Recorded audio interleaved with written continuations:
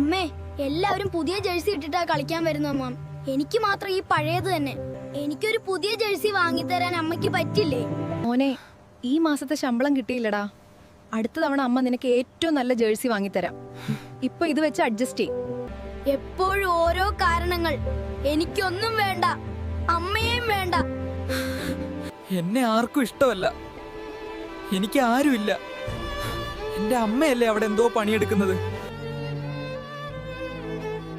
എനിക്ക് വേണ്ടിയാണോ എന്റെ അമ്മ ഇത്രയും കഷ്ടപ്പെടുന്നത്?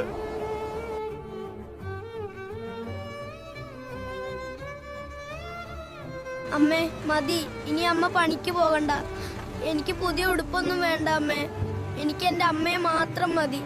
നിന്റെ സന്തോഷമാണ് മോനെ എന്റെ ഏറ്റവും വലിയ ഉടുപ്പ്. കൂട്ടുകാരെ, നിങ്ങൾക്ക് നിങ്ങളെ അമ്മയെ ഇഷ്ടമാണേ വീഡിയോ ലൈക്ക് അടിച്ചു അമ്മ എന്ന് കമന്റ് ചെയ്യൂ.